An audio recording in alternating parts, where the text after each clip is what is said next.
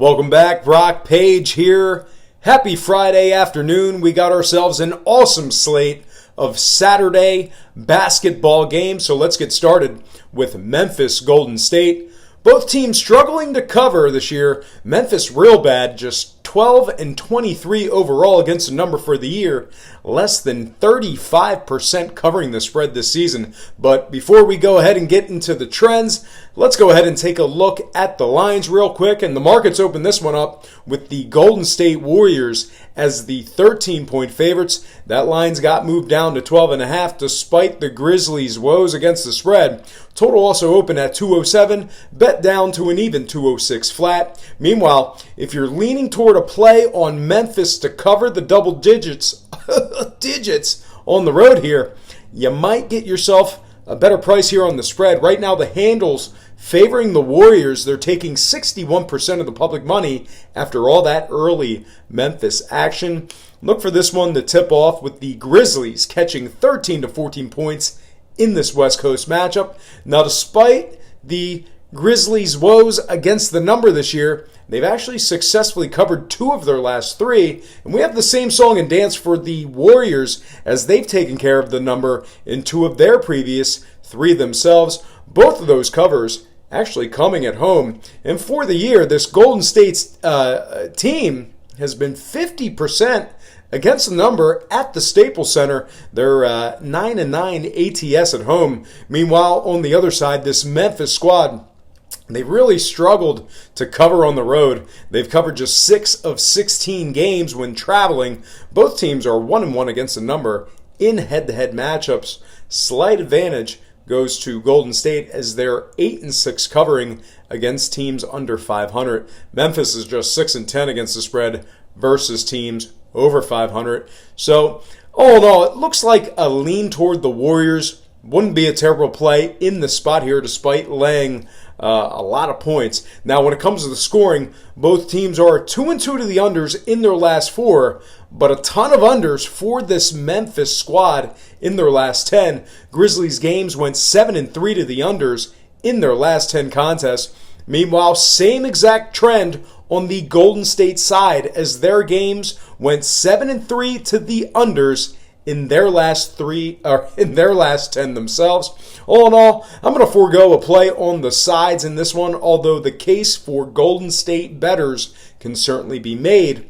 I do like a play on the total in this one. All told, I'm going to agree with the public money and take the under 206 in this one. Next game, Philly, Denver. Lots of Nugget money in the early going. Denver open 5, now 7.5. Total open 216. Bet down to an even 215. Currently, Denver's 310 to win it outright.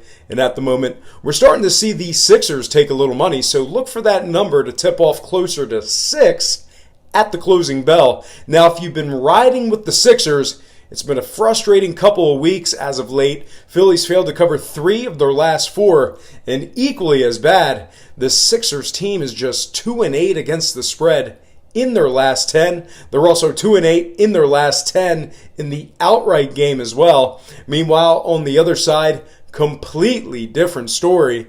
If you've been leaning toward the Nuggets, these guys have been absolute covering machines lately. Denver's 4-0 against the number in their last 4, 8-2 against the number in their last 10. Denver's also been a very good, actually great covering team in the Pepsi Center. They've gone 9-6 covering at home, 8-5 covering as the official home favorite.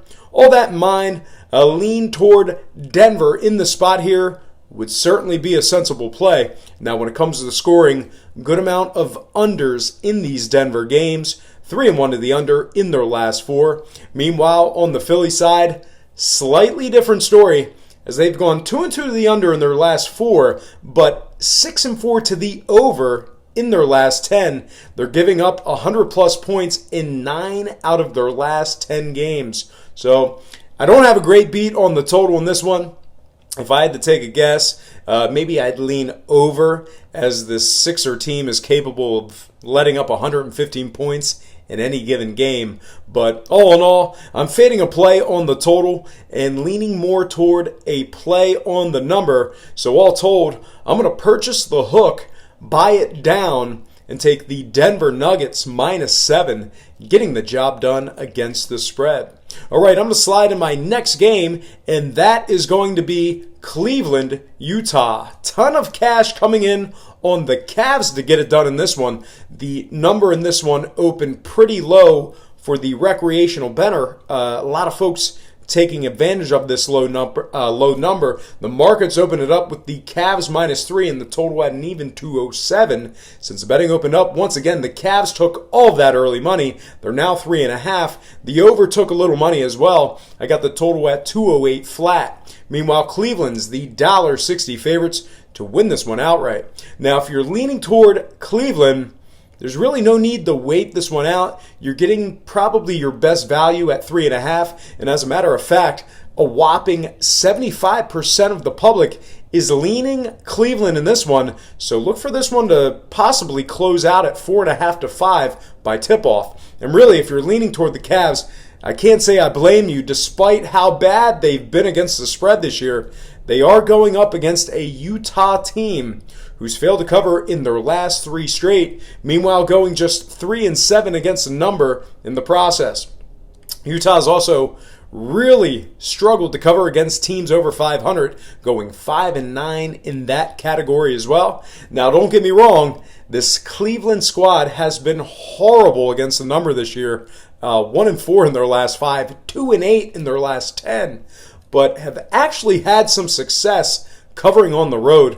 Cleveland's gone 9-8 against the spread in their games away from home. All said and done, there are certainly some better spots for you to pick out there, as both teams in this matchup have been costing their backers some serious bankroll equity this year. But scoring-wise, let's go ahead and slide into that. And when it comes to the totals, Cleveland's 2-2 to the unders in their last 4, 6-4 to the under in their last 10. Meanwhile, very similar story on the Utah side of things, as 4 of their last 5 games all went under the line themselves. I like the trends in this spot here. Both teams kind of struggling in their last couple stretch of games. Both teams losing 3 out of their last 4 respectively. Not expecting an offensive clinic in this one. All said and done, it looks like I'm going to go ahead and make 2 plays on this game as well. So all told, I'm going to purchase the hook, buy it down, and take the Cleveland Cavs -3 with the under 208 in this one. All right, I'm going to slide into my next game, and that is going to be New York at New Orleans, 7 o'clock Eastern start at the Smoothie King Center. A lot of movement in this one. Pelicans opened 8.5, now 5. Total open 215, now 217. And at the moment, the Pelicans are 230 on the money line. And despite the movement on the number, New Orleans looks like the clear-cut favorite to cover in this one. 21-14 against the number overall. 3-0 in their last 3. 7-3 against the number in their last 10. These guys have also been unstoppable in games at the current number. New Orleans has gone 9-1 in their games at the current point spread. They're also a very impressive 4-1 covering in the second game of a back-to-back. Now, scoring-wise, a lot of overs in these Pelicans games. Lots of scoring, lots of offense. 8-2 to the over in their last 10. But before you go ahead and chalk this one up to an easy overplay, keep in mind that these New York games have gone just 2-4 to the overs in their last 6. Not a whole lot of offense in these Knicks games. So as far as the total goes, 217 seems a bit high for me to make an over between these two teams, although these Pelican trends certainly warrant that overplay. But all said and done, I'm going to fade a play on the total and lean toward the number. So all told, I'll lean toward another favorite and take the Pelicans -5, taking care of business at home. All right, I'm going to slide into my next and final game for the show.